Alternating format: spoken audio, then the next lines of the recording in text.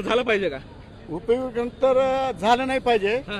59 जातीच्या मातंग समाजाच्या माध्यमातून ह्या RSSनं ह्या जे बाबासाहेबांनी एक संघ एक वर्ग तयार केला होता 59 जातीचा, त्या एक संघाला तोडून टाकण्याचं काम इथले भाजपवाले RSS वाले मातंग समाजाला हाताशी धरून बाबासाहेबाचा एक संघ वर्गीकरण तोडून मोडतोड करून हे आरक्षण संपवण्याचं कारस्थान हे BJP सरकार करत आहे असा माझा स्पष्ट आरोप आहे.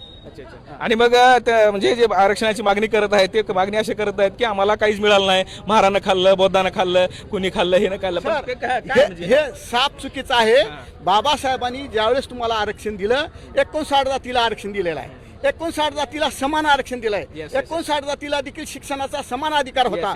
परंतु काही जातींनी काही समाजाने बाबासाहेबाचा विचार मान्य केला नाही आणि हिंदुत्वाचा विचार त्यांनी पकडला, शिक्षणाकडे दुर्लक्ष केलं आणि ज्यांनी शिकले ते मोक्याच्या जागेवर गेले आणि त्यांनी नोकऱ्या कायम झाल्या त्यांच्या आणि त्यांनी अतिशय कष्ट करून आई वडिलांना त्याचे काबड कष्ट करून बौद्ध समाजाच्या लेकराला शिकवलं, त्यांनी शाळेत गेले, मोठे शिक्षण गेले, उच्च पदावर गेले, म्हणून त्यांना त्या आरक्षणाचा फायदा झाला. परंतु माझ्या मातंग बांधवांना कळायला पाहिजे होते की आपण बाबासाहेबाचा विचार जर सोडून अंधश्रद्धेच्या मार्गाने झालो तर आपला विकास होणार नाही. ह्याच्यासाठी त्यांनी अगोदर शिक्षण झालं पाहिजे, शिक्षित बनलं पाहिजे आणि नंतर आपण मोक्याच्या जागा पटकावल्या पाहिजे. आमचाच मातंग समाज आहे, बाकीचा नाही, आमचा भाऊच आहे, परंतु त्यांनी चुकीच्या मार्गाने चाललेत असं वाटतंय मला. आणि म्हणून त्यांनी बाबासाहेबाचा विचार, गौतम बुद्धाचा विचार, शाहू महाराजांचा विचार, अण्णाभाऊ साठेचा विचार ह्यांनी जर घेऊन चालले तर नक्कीच त्यांचा भविष्यात त्यांचा मोठा फायदा होणार आहे आणि ते देखील त्यांचे मुलं बाळ सगळे मोठ्या मोठ्या पदावर जाणार आहेत. काय नाव काय आपलं? मी कांबळे किशन, वंचित बहुजन आघाडी. अच्छा. काय वाटतं आपल्याला? मी रवींद्र निवृत्ती तारे. माझं एकच सांगणं आहे, बटेंगे तो कटेंगे, बटेंगे तो कटेंगे,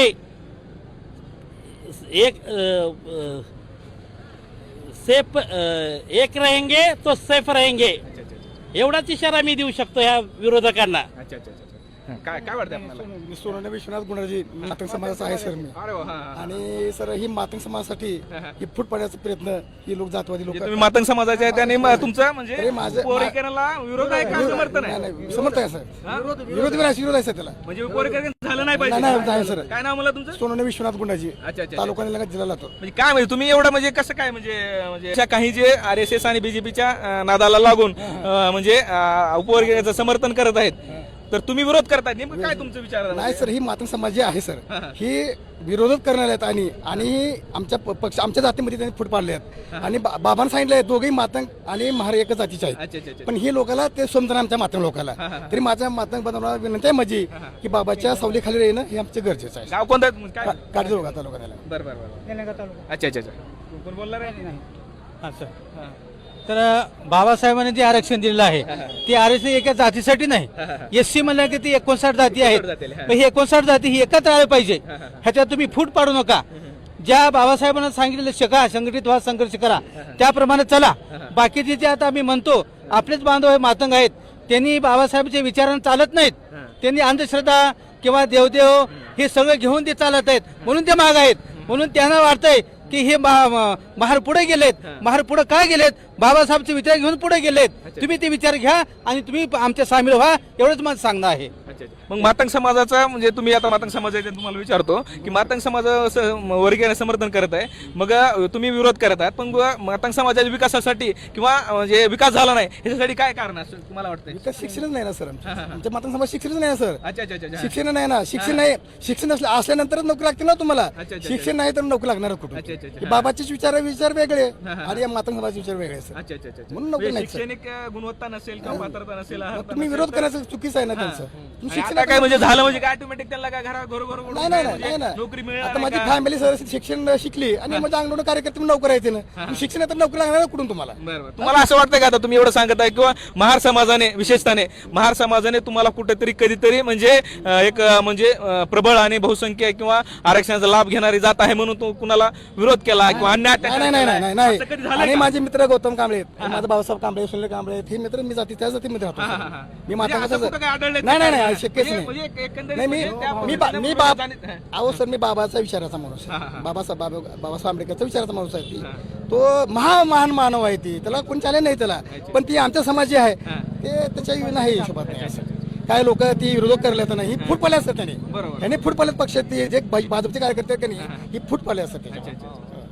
तर काय म्हणता सर आपण काय नाही सर, उपवर्गीकरण झालं पाहिजे की नाही? माझ्या खास मित्राला मी मातंग समाजाच्या मित्राला मी खूप आवडीने घेऊन आलेला आहे. अच्छा अच्छा अच्छा हा. कारण हे बॅट द्यायचं कारण म्हणजे माझ्या मित्राला मी सांगितलेलं आहे की माझ्या गावातील जे काही समाज आहे यांची भावकी आहेत तेच विरोधात आजच्या तारखेत त्याला मी चला म्हणत होतो गावातून, त्याने आले नाहीत, पण हा एक माणूस माझ्या सोबत आला सर, कारण त्याला विरोध आहे जे आंबेडकरवादी आहेत, जे बाबासाहेब आंबेडकर मानणारे, ते मानणारे ते माझ्या सोबत आलेले त्यांना आहेत. बस तो कळाले. मातंग भाऊ पण हे आपलेच आहेत, नाही, नाही, त्यांना विरोध कळायला करायची गरज नाही. हा आतापर्यंत विरोध केलाही केला नाही हा आणि करायचाही त्यांना नाही. कुठल्याही सवलतीमध्ये त्याने आतापर्यंत अद्याप रुकलेच नाहीत. त्याची विरोधात जरी मागणी हा. असली, समर्थना जरी मागणी असली हो. तर संविधानिक आहे. संविधानिकच आहे. आपण संविधानिक बस पद्धतीने बस मार्गाने लढायचं त्या आहे. मातंग भावाने एवढंच करावं हा. की मोठा भाऊ पुढे चालला तर आपल्या त्याच्या पण मागे आपण पायावर पाय देऊन जर चाललं तर आपलं भविष्यात चांगलं होईल, अच्छा, अच्छा. लेकरा बाळाचं चांगलं होईल. हा. आपण ही लेकरं शाळेमध्ये घातलं तर त्या आरक्षणाचा फायदा होईल. अच्छा, अच्छा. जणू काही घरात बसल्याच्या नंतर आरक्षणाचा फायदा भेटणार नाही. नाही नाही बरोबर शिका संघटित व्हा, संघर्ष करा, ह्याच्याशिवाय तर पर्यायच नाही. बरोबर बरोबर आज बरेचसे काही ते हिंदू खाटीक समाज आहे हा. ते पण शिकलेले त्याने पण इथं सामील आहेत.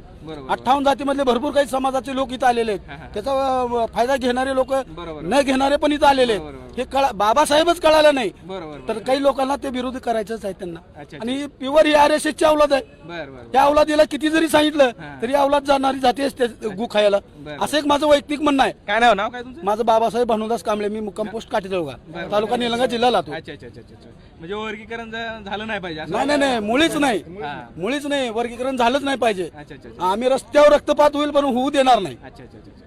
तर नक्कीच या ठिकाणी सर्वसामान्य जनता कशा पद्धतीने व्यक्त होत आहे, आणखी कोणी बोलणार आहे का? या, हा. सर काय नाव आपलं? सचिन गंडले. हा, हा.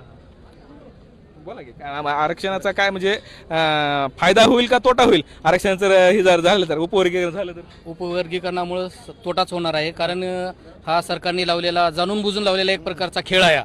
पहिलं मराठा ओबीसी लावला, दलित मुस्लिम लावला, हा आता महारमांग लावलेला आहे, आणि हा एक जाणून बुजून केलेला खेळ आहे. बाबासाहेब आंबेडकरांच्या संविधानाची तोडफोड करण्याचा हा प्रकार आहे. हा बाबासाहेब आंबेडकरांनी सर्व समाजाला 59 जातीला एकत्रित करून जो एक प्रवर्ग तयार केला SC, त्याच्यामध्ये तोडफोड करून यांचं प्रस्थापितांचं जाळं उभं करायचं आणि यांचं राज्य उभं करायचं आहे. बाबासाहेब आंबेडकरांनी सर्व समाजाला शिक्षणाचा अधिकार समान दिलेला आहे, संविधान समान दिलेलं आहे. मग याच्यामध्ये कोण पुढं कोण मागं हा प्रत्येक तो प्रवर्ग बघून घेईल. याच्यामध्ये यांनी नाकुपसायचं कारण नाही.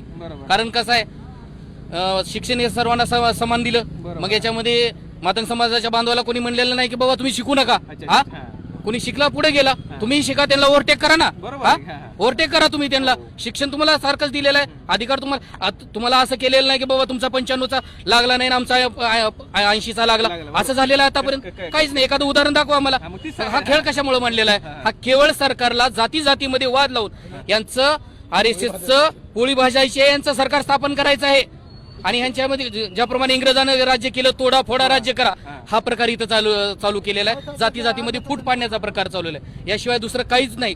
मातंग बांधवाला माझी विनंती आहे, तो सुद्धा आमच्यासारखाच एक समदुखी आहे, पण त्यांनी RSSच्या नादाला लागून हे आरक्षणाच्या उपवर्गीकरणाच्या खेळामध्ये अडकू नये आणि बौद्ध बांधवासोबत खांद्याला खांदा लावून त्यांनी सुद्धा या उपवर्गीकरणाच्या विरोधी त्यांनी सुद्धा सामील व्हावं, अशी आमची सर्व समाज बांधवाची इच्छा आहे. तर नक्कीच या ठिकाणी उपवर्गीकरणाच्या विरोधामध्ये कशा पद्धतीनं या लातूरमध्ये महामोर्चामध्ये सर्वसामान्य जनता या ठिकाणी व्यक्त होताना दिसत आहे.